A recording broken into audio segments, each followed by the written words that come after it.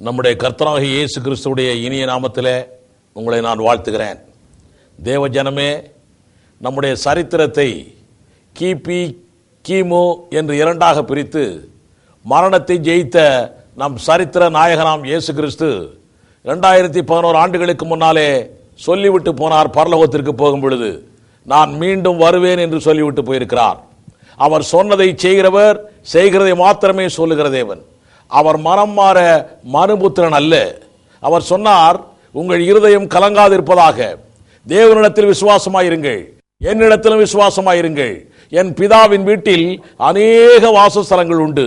அப்படி இல்லாதிருந்தால் நான் உங்களுக்கு சொல்லியிருப்பேன். ஒரு ஸ்தலத்தை உங்களுக்காக ஆயத்தம் பண்ணி நான் போய் உங்களுக்கு ஆயத்தம் பண்ணின பிற்பாடு மறுபடியும் நான் இருக்கிற இடத்துல நீங்களும் இருக்கும்படிக்கு வந்து உங்களை என்னிடத்திலே சேர்த்துக் கொள்வேன் என்று அவர் சொல்லிவிட்டு போயிருக்கிறார். இயேசு கிறிஸ்து சொல்லிவிட்டு போனது மாத்திரமல்ல, இயேசு கிறிஸ்து ஒலிவமலையிலிருந்து பரலோகத்துக்கு போகும் பொழுது தேவதூதர்களும் சொன்னார்கள் அவர் திரும்பி வருவார் என்று. அப்போஸ்தலர்களும் சொல்லி இருக்கிறார்கள் அவர் திரும்பி வருவார் என்று திட்டமாய் சொல்லி இருக்கிறார்கள். ஆனாலும் அவர் இன்னும் வரவில்லை. ஏன்? இயேசு வருவாரா? இதுதான் இன்றைக்கு கேள்வி. இந்த கேள்விக்கு முன்னாலே ஒரு சில காரியங்களை பார்க்கலாம். அவர் ஏன் மீண்டும் வர வேண்டும்? அவர் ஏன் மீண்டும் வர வேண்டும்?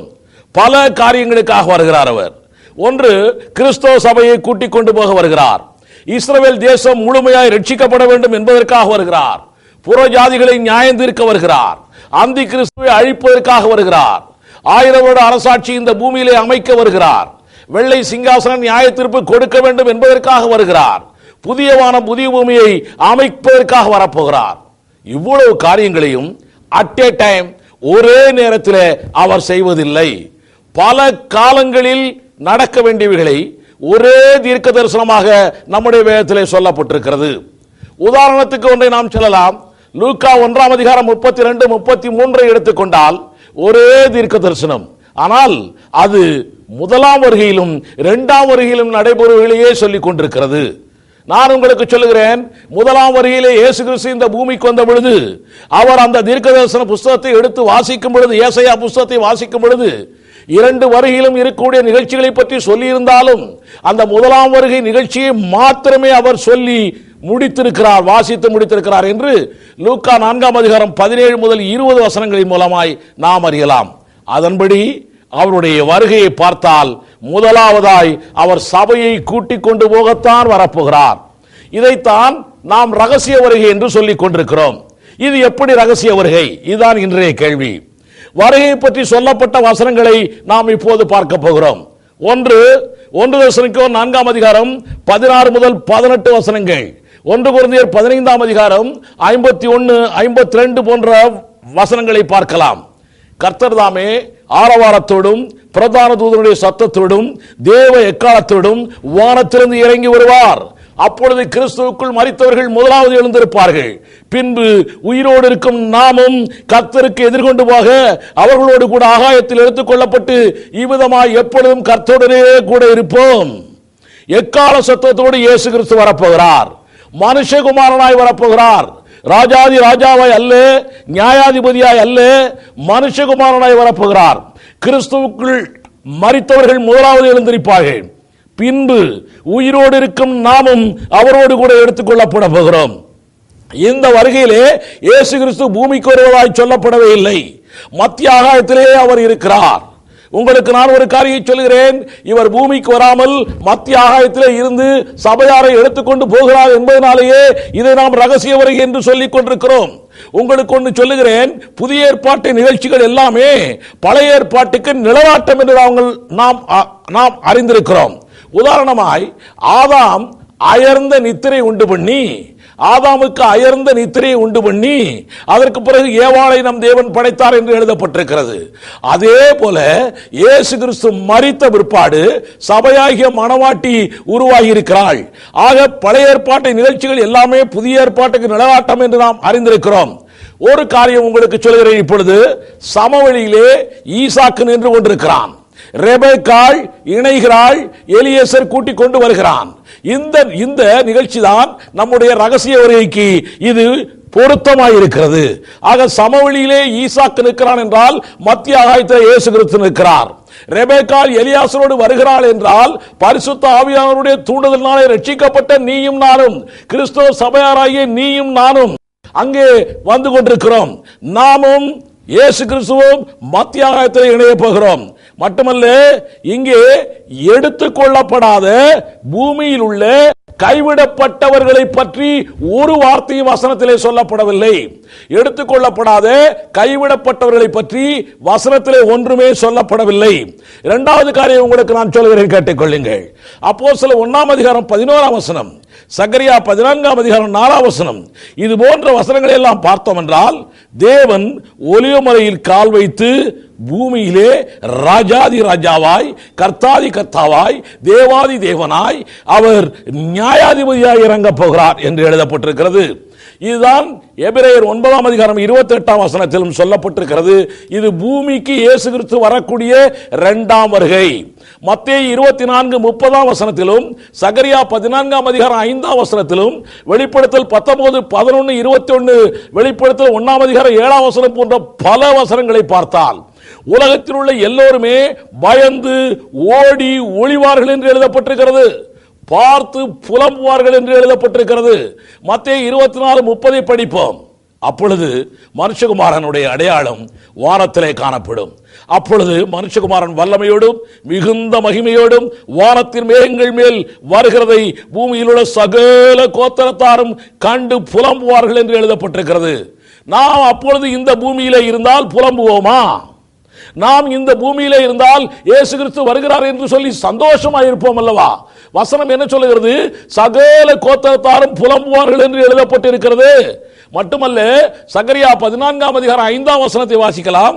யூதா 14:15 பரிசுத்தவான்களாகிய நம்மோடு கூட இயேசு கிறிஸ்து வருகிறார் என்று எழுதப்பட்டிருக்கிறது. உங்களுக்கு சொல்கிறேன், சகரியா 14:5 வாசிக்கிறேன், கேட்டுக்கொள்ளுங்கள். என் தேவனாகிய கர்த்தர் வருவார், தேவரீரோடு எல்லா பரிசுத்தவான்களும் வருவார்கள். ஹல்லேலூயா. இது நீங்கள் சிந்திக்க வேண்டிய நேரத்தில் இருக்கிறீர்கள். இது எப்போது நடந்தது? எப்போது நடந்தது? பரிசுத்தவான்கள் எல்லாம் அவரோடு கூட பூமிக்கு வருகிறார்களாமே. அப்படி என்றால் இந்த பரிசுத்தவான்கள், தேவனுடைய பிள்ளைகள், கிறிஸ்தவர்கள், சபையார்கள், இவர்கள் எல்லாம் எப்போது அவர் இருக்கிற இடத்திற்கு போனார்கள்? இதுதான் சிந்தனைக்குரிய காரியம். 1 தெசலோனிக்கேயர் 4:16-18 வாசித்தேன் அல்லவா? நாம் பார்த்த மேகமீதில் எடுத்துக்கொள்ளப்படும் வருகையில் தான் நாம் பரலோகத்துக்கு போகிறோம். இதைத்தான் ரகசிய வருகை என்று சொல்லுகின்றோம். மத்தேயு 24:29-30 வாசியுங்கள். மத்தேயு 24:30 அப்பொழுது என்று உள்ளது. எப்பொழுது? மத்தேயு 24:29 வாசித்தால் மகா உபத்திரவ காலத்துக்கு பிற்பாடுதான் இயேசு இந்த பூமிக்கு வருவார். பூமியில் உள்ளோர் எல்லாருமே அப்பொழுதுதான் காண்பார்கள், புலம்புவார்கள் என்று எழுதப்பட்டிருக்கிறது. நாமோ உபத்திரவத்திற்கு முன்னாலேயே பாதுகாக்கப்பட்டு அதற்கு முன்னாலேயே ரகசிய வருகையிலே எடுத்துக்கொள்ளப்படுகிறோம். வெளிப்படுத்தல் 3:10 வாசித்தோம் என்றால், பூமியில் குடியிருக்கிறவர்களை சோதிக்கும்படியாக பூச்சக்கரத்தின் மேலெங்கும் வரப்போகிற சோதனை காலத்திற்கும் தப்பும்படி நானும் உன்னை காப்பேன். மேலும் லூக்கா 21:36, ஏசாயா 57:1 போன்ற வசனங்களின்படி உபத்திரவ காலத்திற்கு முன்பே இயேசு மேகம் மீதில் வரும்போதே நாம், சபையாராகிய நாம், கிறிஸ்தவர்களாகிய நாம், விசுவாசிகளாகிய நாம் எடுத்துக்கொள்ளப்படுவோம். ஆமென். அப்போதுதான் கைவிடப்படும் உலகத்தார் யாவரும் அவரை காண்பதே இல்லை. எனவேதான் அதை நாம் ரகசிய வருகை என்று சொல்லுகிறோம். மேகம் மீதில் இயேசு கிறிஸ்து வருவதை ஒருவரும் பார்க்காவிட்டால் அவர் வரும்பொழுது ஏற்படுகிற சத்தத்தையாவது உலகத்து மக்கள் கேட்க மாட்டார்களா? இப்படி ஒரு கேள்வி இந்த காலத்திலே உருவாகி இருக்கிறது. இந்த ரகசிய வருகையிலே 3 விதமான சத்தங்கள் சொல்லப்பட்டுள்ளன. ஒன்று தேவனுடைய சத்தம். இதை விசுவாச காதுள்ளவன் மாத்திரமே கேட்க கடவன்.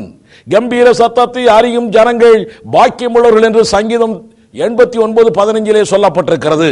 இந்த சத்தம் யோவான் 5:28-29 படி மரித்தவர்களும் கேட்கும் வினோத சத்தம். உங்களுக்கு தெரியுமா? சாமுவேலும் ஏலியும் படுத்திருக்கிறார்கள் ஒரே இடத்துல. அப்பொழுது இயேசு கிறிஸ்து பேசுகிறார், தேவன் பேசுகிறார். அப்பொழுது சாமுவேலிடம் பேசிக் கொண்டிருக்கிறார். சாமுவேலிடம் பேசின சத்தம் ஏலிக்கு அறிய முடியவில்லை. சாமுவேல் 3 முறை கேட்டும் கூட ஏலிக்கு அந்த சத்தம் கேட்கவில்லை.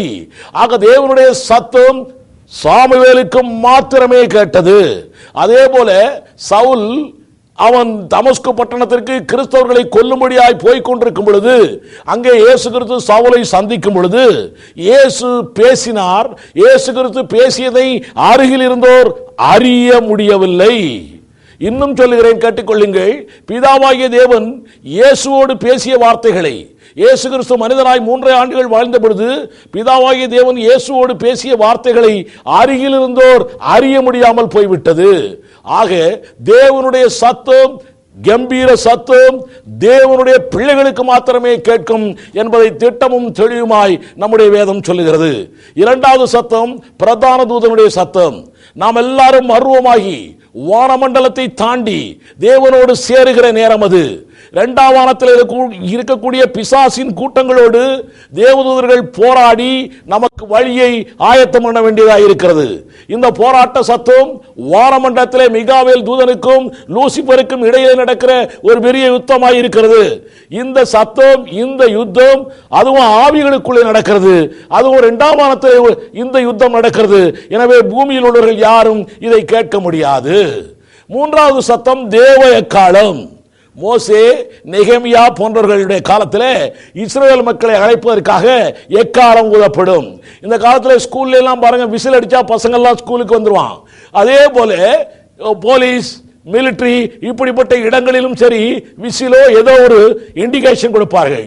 அதே போல மோசே, நெகேமியா காலத்தில் இஸ்ரவேலரை அழைப்பதற்கு எக்காலம் ஊதப்படும்.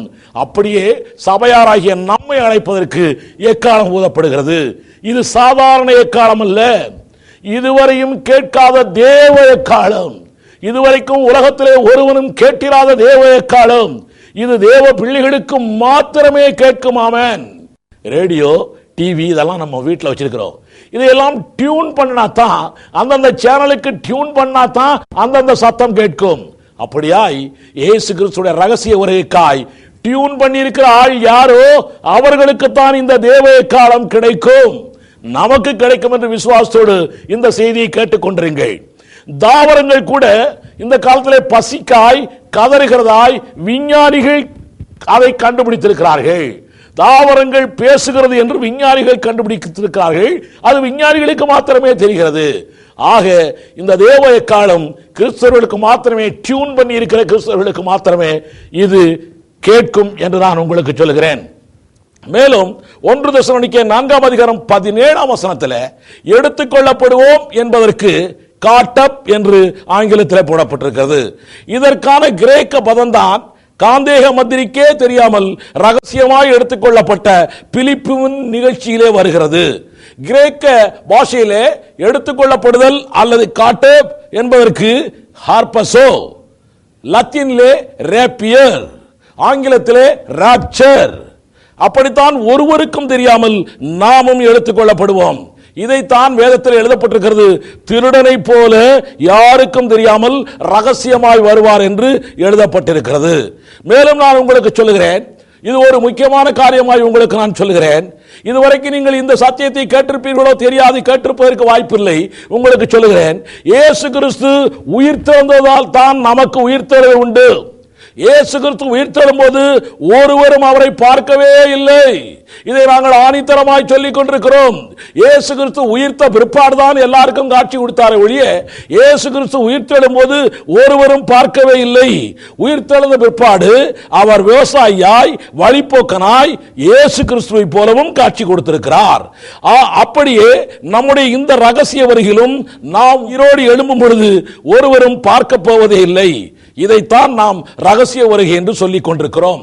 மட்டுமல்ல, மரியாளிடத்தில் மரியாள் இயேசு கிறிஸ்து காணவில்லை என்று சொல்லி கல்லறையின் பக்கத்தில் இருந்து அழுது கொண்டிருக்கும் பொழுது இயேசுவை கண்டவுடனே அந்த மரியாள் சொன்னாள், அந்த மரியாள் வந்து இயேசுவை கட்டிப்பிடிக்க வருகிறாள். அப்பொழுது இயேசு கிறிஸ்து சொல்கிறார், மரியாளே என்னை தொடாதே, நான் இன்னும் பிதாவின் வீட்டிற்கு போகவில்லை என்று சொல்லி இருக்கிறார்.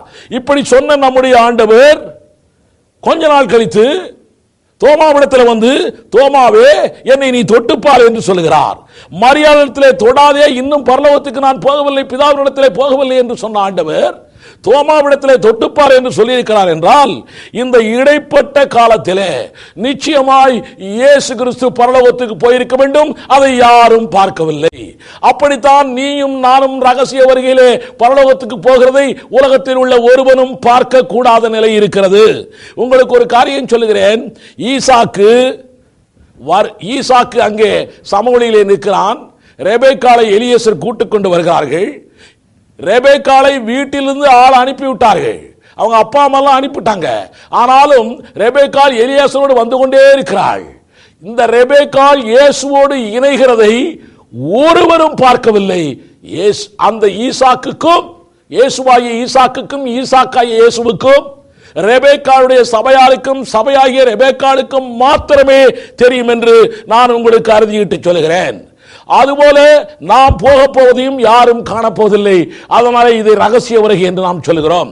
சபையை கூட்டிக் கொண்டு போகும் இந்த ரகசிய வருகையில் நாம் கைவிடப்பட்டோம் என்றால், வரப்போகிற அந்திகிறிஸ்துவின் 7 ஆண்டு ஆட்சியிலே அல்லோலப்பட வேண்டும். தேவனின் கோப ஆக்கினையை அனுபவிக்க வேண்டும். இந்த ரகசிய வருகை எப்போது நடக்கும்? இது ஒரு கேள்வி. பிதா ஒருவர் தவிர வேறு யாரும் அறிய மாட்டார்கள். அந்த நாளையும் நாழிகையும் ஒருவருக்கும் தெரியாது. அப்படி என்றால் இயேசு கிறிஸ்து வருவார் என்று எப்படி நாம் அறிந்து கொள்கிறது?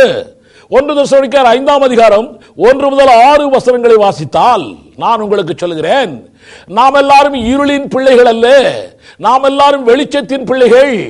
தேவன் வரக்கூடிய இயேசு கிறிஸ்து வரக்கூடிய அந்த நேரத்தை, நாளிகையை நாளை வேண்டுமானால் அறியாமல் இருக்கலாம், ஆனால் அந்த காலத்தை நாம் அறிந்திருக்கிறோம் என்று பவுல் அப்போஸ்தலன் எழுதுகிறான்.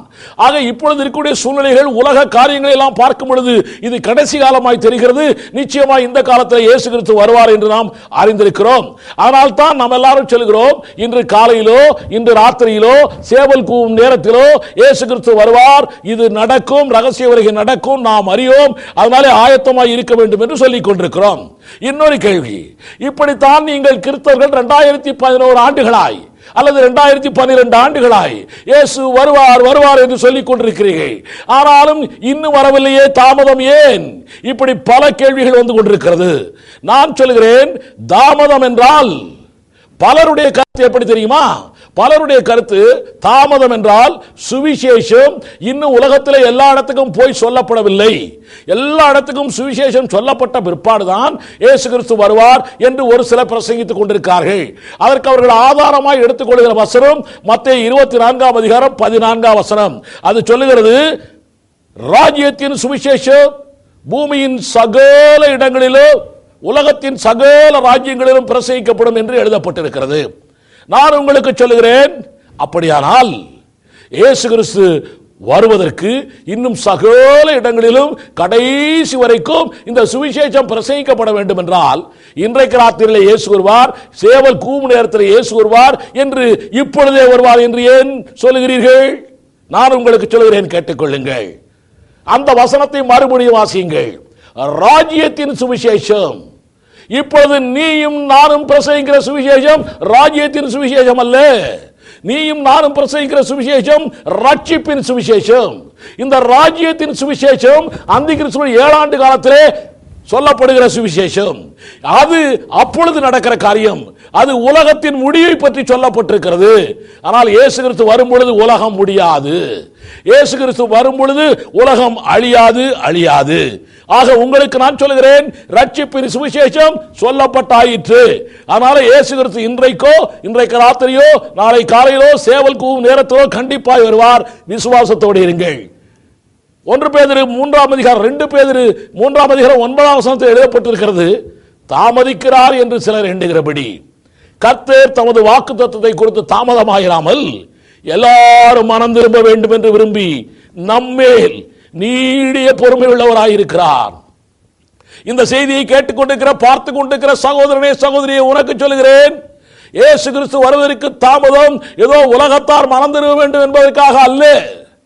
நம்மேல் நீடிய பொறுமை உள்ளவராயிருக்கிறார்.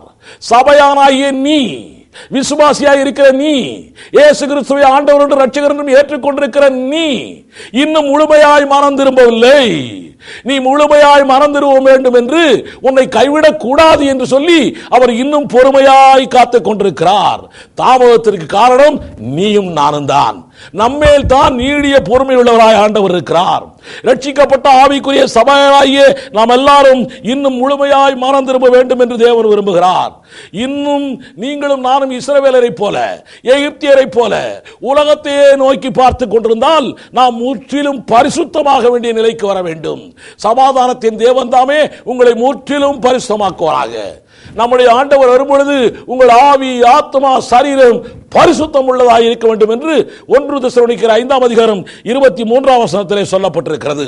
நான் உங்களுக்கு சொல்லுகிறேன், சரி ரகசிய வருகை என்று சொல்லிவிட்டாய் பரவாயில்லை, தாமதத்திற்கும் காரணம் சொல்லிவிட்டாய் பரவாயில்லை, ஏன் இவர் ரகசியமாய் வர வேண்டும்? பகிரங்கமாகவே வந்துவிட்டால் என்ன? இது ஒரு கேள்வி. பகிரங்கமாகவே அவர் சொல்லிவிட்டு வந்துவிட்டால் நான் உங்களுக்கு சொல்லுகிறேன், யாரும் தயாராய் இருக்க மாட்டான். திடீர்னு வந்தா தான் நம் ஆட்கள் ரெடியா இருப்பான். அதனால நம்முடைய தேவன் விரும்புகிறதெல்லாம் திடீர்னு செய்வாரு. நீ எப்போ ரெடியா இருக்கணும், நீ எவரடி போல இருக்கணும் நீ என்று நம் தேவன் விரும்புகிறார். வரும்போது பார்த்துக்கலாயா, அப்ப நம்ம இயேசுவை ஏத்துக்கலாயா. இப்படி நீ இருக்கக்கூடாது என்பதற்காகத்தான் அவர் ரகசியமாய் வருகிறார்.